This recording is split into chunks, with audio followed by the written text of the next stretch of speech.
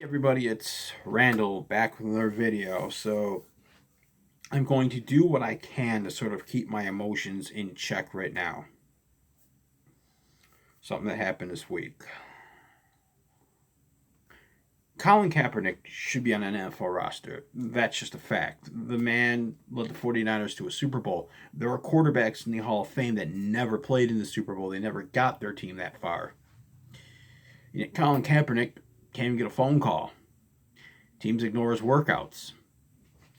Guys who have killed people, guys who have run drug rings, those who have beaten their wives, girlfriends, significant other, they get calls. In fact, the 49ers or Cowboys just brought in a player, Aldon Smith, who's been out of the NFL for 2 years because of domestic violence issues. They don't care what the fans think if they bring in a player like that. Colin Kaepernick and the kneeling and using the First Amendment. Oh, yeah, that's something we can't have in the NFL.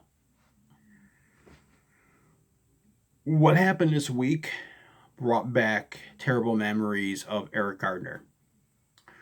With George Floyd crying on the ground, pleading to the officer, I cannot breathe. I cannot breathe.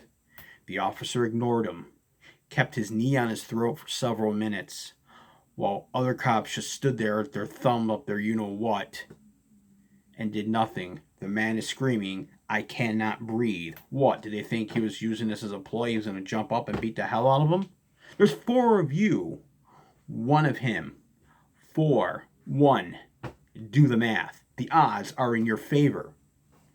George Floyd's not going anywhere.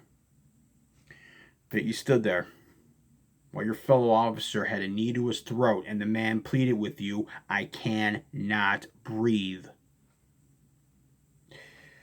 Now, there are those that have put on social media, maybe the guy would still be here if he didn't break the law. I encourage you people with that mindset to pick up a damn book. Learn your history. Look at the photos of cops turning attack dogs and using high-powered fire hoses on African American protesters back in Birmingham in the 1960s, in Detroit in the 1960s, in Chicago in the 1960s.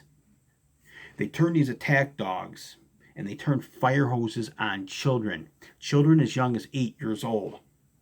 There's a sleeping pill for you. I want you to justify that. When you say he shouldn't have broken the law, you put your ignorance on full display right along with your white privilege. You put them both on full display. I don't care if the cops have been fired. I don't care about that. That's nothing in the abstract.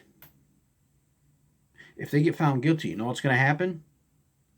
They're all going to find their job within our police force. This has happened time and time again. Hell, these cops like this, they find gigs easier than a pedophile priest. There's no system in place to make sure these guys never wear a badge again. That is what we need.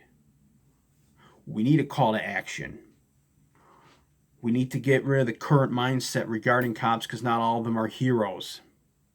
You need to understand they're flawed. You need to understand that some of them are racist. They're not all heroes.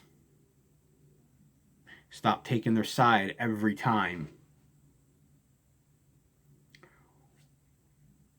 Years ago, we said we needed to make sure another Eric Gardner didn't happen. We failed. Now we need to make sure another George Floyd doesn't happen. We need a real change. We need a real change, and we need it fast. Or else there's going to be another African American woman who's burying her son, her husband, and there's going to be another family that mourns a lost loved one just because a cop didn't give a damn when a man said, I can't breathe. To those of you who are on the cop side, I don't know there's much I can say to you.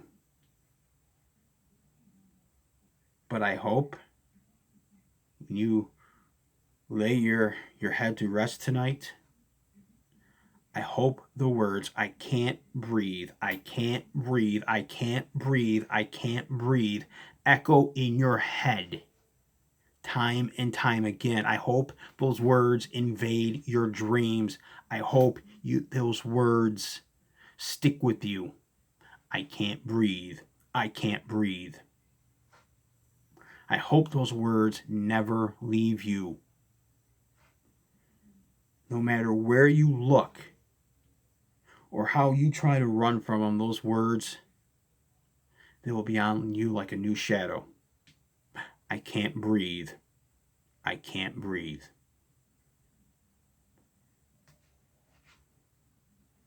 I want to see how you react when you can't get the dying words of your fellow man out of your ears or out of your mind. That's all. Have a good night, and let's try to have it better tomorrow.